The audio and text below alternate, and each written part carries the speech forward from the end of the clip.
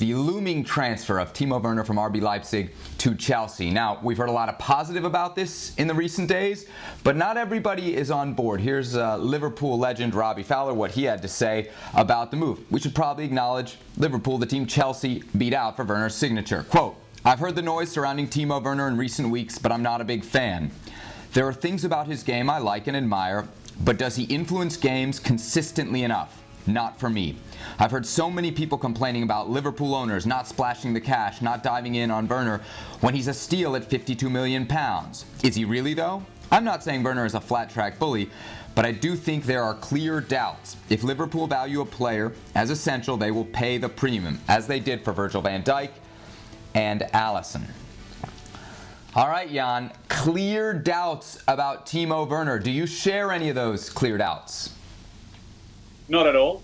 I respect Robbie Fowler as a great goal getter, and he will know a good striker when he sees one. But I don't think you have seen enough of Timo Werner. And I think that the main thing for Liverpool fans is that Jurgen Klopp, he was desperate to get Timo Werner, and he couldn't get him. And because of the financial things, because of Corona, because of loss of income and so on. No, I don't agree with Robbie Fowler, not at all. I agree with the Liverpool manager, Jurgen Klopp, who wanted this player, and is not happy that he is on his way to Chelsea Football Club. Craig, Fowler says that Werner's not at the level of Liverpool's top three. Is he wrong? Well, Jurgen Klopp, as Jan said, thought he was good enough to add to that front three, making it a flexible front four when he was rotating. Listen, dare I say it, if Timo Werner had a sign for Liverpool, I'm sure Robbie Fowler had been saying, it's a great signing. Liverpool were prepared to pay the money pre-pandemic, but as Jan said, the focus has shifted because the finances have changed, and he's deemed a non-essential player now because they have players in that position. Listen, front guys generally don't influence games. They get goals, they get headlines, they grab the stories. You look at Mo Salah, who's grabbed headline after headline in the last couple of years. You watch him in games, he does so many bad things during the game. It's frustrating. And then he pops up and does something magical, a moment of genius. And that's what you get with these front guys. They generally don't dominate games, apart from the likes of Lionel Messi, who's in a different stratosphere. So, Timo Werner has already proven himself as a quality international player and a guy who would have been a great addition to Liverpool. And that's why Chelsea have stepped up to the plate, because they realise they've got an opportunity and they're going to go for it. And I think as well, this is great business of Chelsea Football Club, because they waited a year. They've given their young players a chance, fair enough, and some of them develop into very good players. But listen, this is a perfect move for Chelsea. They get a player for €55 million. They get a player that they know will score goals for them.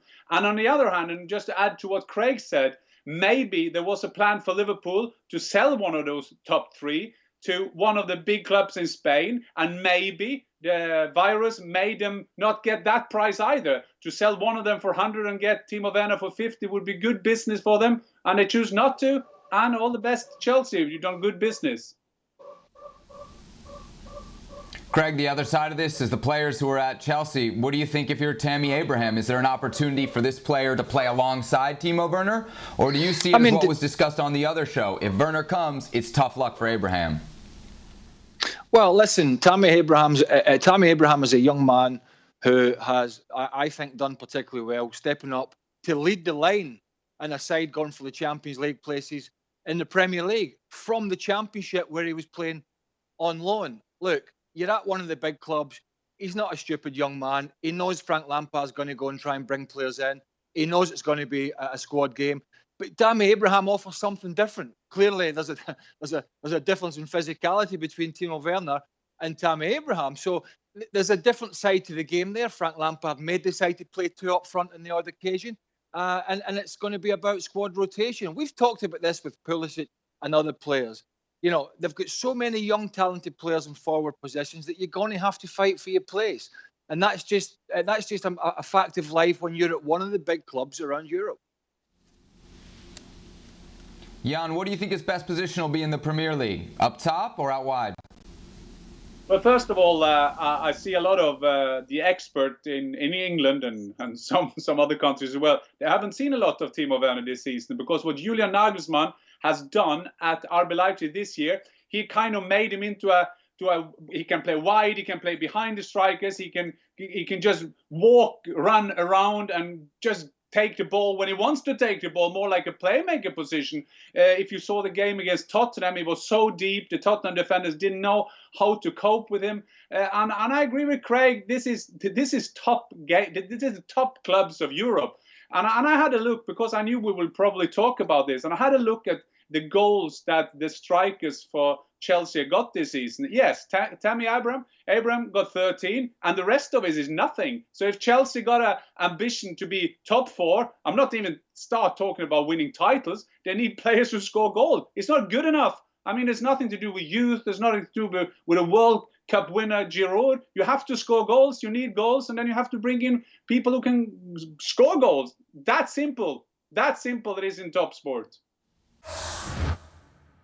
Well, thank you very much for watching ESPN on YouTube. For more sports highlights and analysis, be sure to download the ESPN app. And for live streaming, premium content, and let's not forget as well, ESPN FC 7 days a week. Subscribe to ESPN+.